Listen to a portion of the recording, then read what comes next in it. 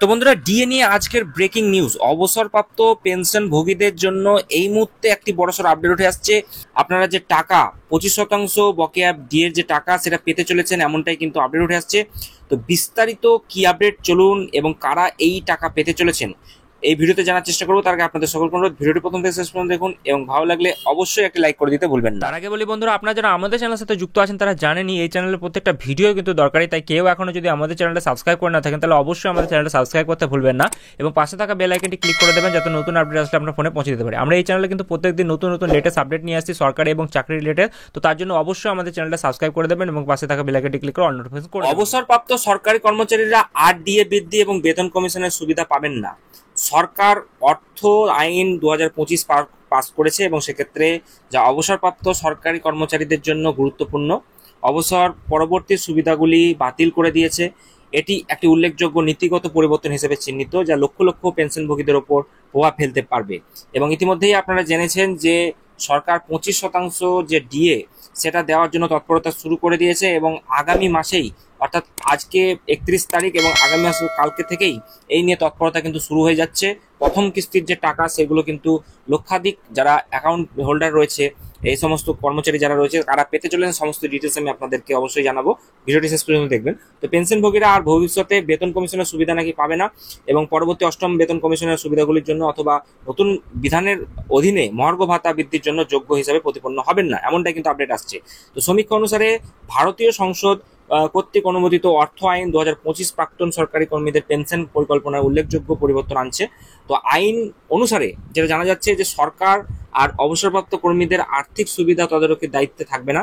সেই অনুযায়ী বেতন কমিশন এবং ডিএ বৃদ্ধির সুবিধাগুলি ইতিমধ্যেই চাকরি থেকে অবসরপ্রাপ্ত ব্যক্তিদের ক্ষেত্রে প্রযোজ্য হবে না। পেনশন ভাতাগুলিতে ভবিষ্যতের পরিবর্তনগুলি সরকারের বিবেচনা ভিত্তিতে নির্ধারিত হবে বলে এবং কেবলমাত্র সিদ্ধান্তের দিক থেকে কার্যকর হবে। পেনশনভোগীরা এই মেয়াদগুলির বিরুদ্ধে আইনিভাবে আপত্তি জানাতে পারবেন না এবং কোনোভাবে বকেয়া বেতন প্রদান করা যাবে না বলে কিন্তু আপডেট আসছে। তো যেটা আপনাদেরকে বললাম যে 25% যে বকেয়া ডিএ সেটা কারা কারা পেতে চলেছেন, কারা পাওয়ার যোগ্য সেটা একটু জেনে নিন। প্রকাশিত তথ্য অনুযায়ী পশ্চিমবঙ্গ সরকারের অধীনে কর্মরত প্রায় 8 লক্ষ কি 10 লক্ষ কর্মচারী রয়েছে, এই সুবিধার আওতায় কিন্তু তারা আসবেন। এর মধ্যে কারা রয়েছেন? প্রাথমিক এবং মাধ্যমিক স্তরের শিক্ষক, পঞ্চায়েত পৌরসভার কর্মী, পুর নিগম ও অন্যান্য সরকার পোষিত সংস্থার কর্মচারী, স্বশাসিত সংস্থার অধীন কর্মরত কর্মচারীরা, পেনশনভোগী এবং ফ্যামিলি পেনশন প্রাপ্ত যে সমস্ত ব্যক্তিরা রয়েছে তারাও কিন্তু এই বকেয়ার কিছু কিছু অংশ তারা পেতে চলেছেন, এমনটাই কিন্তু আপডেট উঠে এসেছিল। তবে কিছু ক্ষেত্রে আমরা দেখলাম ব্যতিক্রম এবং সেই বিষয়টি আমি আপনাদেরকে জানালাম। তো মোট যে উপকার যারা পেতে চলেছেন প্রায় 10 লক্ষের কাছাকাছি বলে কিন্তু অনুমান করা হচ্ছে। কোন সময়ের জন্য এই বকেয়া দিয়ে প্রযোজ্য হবে? এই বকেয়া প্রদান করা হবে 2008 সালে 1 এপ্রিল থেকে 2019 সালের 31 ডিসেম্বর পর্যন্ত সময়কালের জন্য। অর্থাৎ মোট 141 মাসের ডিএ কিন্তু আপনারা বকেয়া হিসেবে পেতে চলেছেন।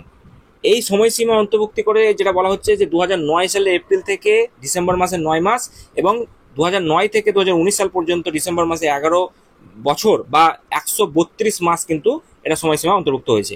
এর ফলে যারা এই দীর্ঘকাল সময়কালে কর্মরত ছিলেন বা পেনশন পেয়েছেন তারাই কেবলমাত্র এই সুবিধা পাওয়ার যোগ্য হতে চলেছে।